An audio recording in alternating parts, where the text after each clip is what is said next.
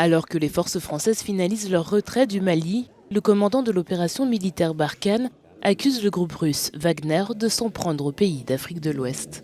Le général Laurent Michon a porté des allégations à l'encontre des mercenaires russes. Il a également avancé que le Mali a pris des mesures pour exploiter des sites aurifères pour Wagner. Le code minier a changé depuis et désormais, après la première dose gratuite et la deuxième dose gratuite offerte par le dealer, il se trouve qu'un certain nombre de dispositions sont prises pour exploiter 3 sites précis d'or par Wagner.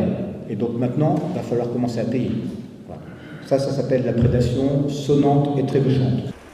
La France accuse la junte de s'être tournée vers des agents militaires russes pour l'aider dans sa lutte contre le djihadisme. La France ramène actuellement du matériel via le Niger voisin. Et nous avons procédé au retrait en bon ordre de tous nos camarades européens. C'est fait. Il nous reste à terminer le retrait de la force Barkhane.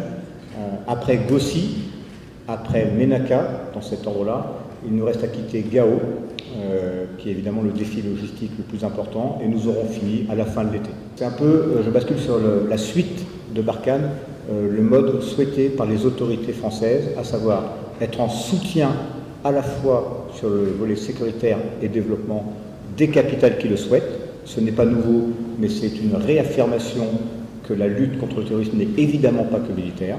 Les relations franco-maliennes ont commencé à s'envenimer après qu'un coup d'État militaire a chassé le président élu du Mali en août 2020. La junte a depuis ignoré les appels de la France en faveur d'un retour rapide à un régime civil.